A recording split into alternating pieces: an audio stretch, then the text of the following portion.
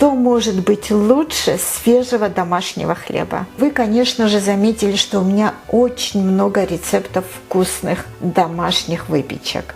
И в том числе домашнего хлеба. Сегодня я буду готовить хлеб из муки грубого помола. Вот у меня здесь 350 грамм муки грубого помола и 150 грамм обычной муки высшего сорта, обычной белой муки. То есть пропорция 70% и 30%. Итак, в посуду, в которой вы будете замешивать тесто, засыпем белую муку и муку грубого помола. Перемешаем это все.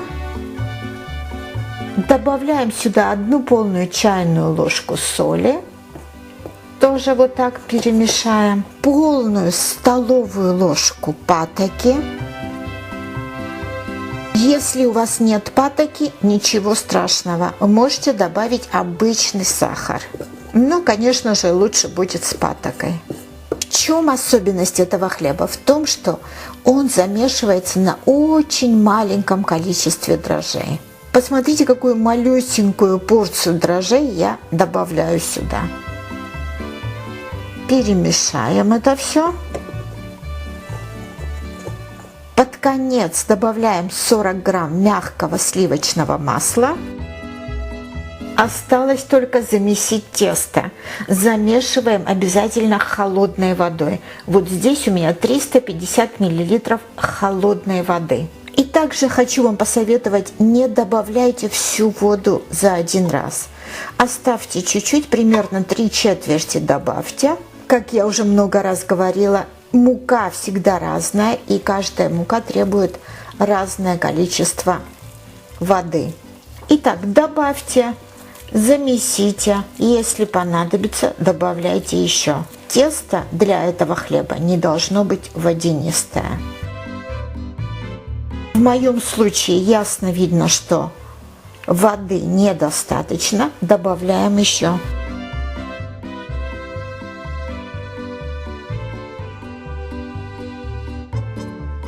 Посмотрите, какая консистенция теста должна получиться. И сегодня на это тесто у меня ушла вся вода, то есть 350 миллилитров. Под конец добавляем на свою ладошку немного растительного масла, вот примерно вот так 1 ладошку.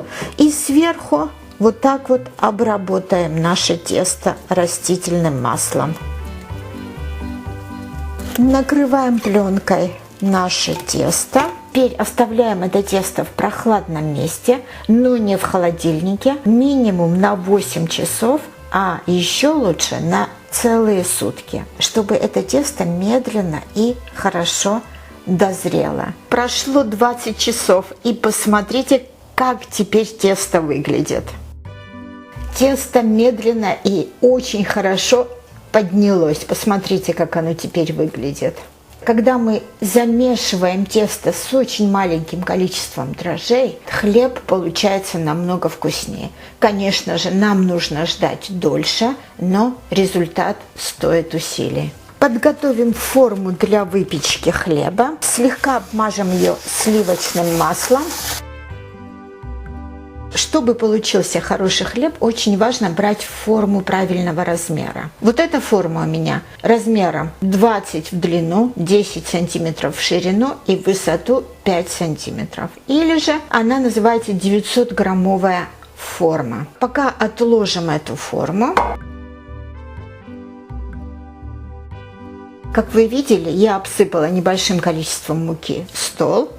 И теперь смотрите, будем вот так вот, смотрите, берем края и складываем на середину. Потом с этой стороны, вот так вот. Потом с этой стороны опять сюда. И с этой стороны. И дальше опять продолжаем то же самое. Вот так вот. И здесь в середине соединили. То же самое с этой стороны. И пока весь воздух не выйдет из нашего теста, продолжаем вот так вот складывать. Очень просто, как вы видите, да? И еще, наверное, пару раз, и достаточно будет. Теперь перенесем это тесто в форму подготовленную. Берем большой чистый целлофановый пакет. Ждем, пока тесто увеличится в объеме в 2 раза или заполнит всю нашу форму. Это может занять от часа до 3 часов, в зависимости от температуры на вашей кухне. Напомню еще раз, что чем медленнее поднимается это тесто, тем вкуснее будет ваш хлеб. Так что не торопитесь, пожалуйста. Посмотрите, как тесто чудесно поднялось и заполнило всю нашу форму. И на это у меня ушло 2 часа. У вас может уйти больше или меньше, в зависимости от температуры на вашей кухне. Осталось только выпечь. Перед тем, как выпекать, слегка обсыпем мукой грубого помола поверхность этого теста. Вот достаточно. Ставим в предварительно разогретую духовку до 220 градусов Цельсия на 15 минут, затем убавляем до 180 градусов и оставляем еще минут на 25-30. Но смотрите всегда, пожалуйста, по своей духовке. 45 минут прошло, и посмотрите, наш чудесный хлеб, наш здоровый хлеб из муки грубого помола готов. Аккуратно достанем, еще чуть-чуть горячее. Так. Посмотрите, как он выглядит снизу, сбоку, сверху. Кстати, как определить готовность хлеба, вы знаете? Вот если постучать по дну вашего хлеба, и вы слышите вот такой звук, значит, он полностью пропекся. Обязательно дождитесь, пока хлеб полностью остынет, и затем разрежьте и кушайте на здоровье. Я обязательно покажу вам, как он выглядит изнутри. Итак, оставляем на решетке и ждем, пока он полностью остынет.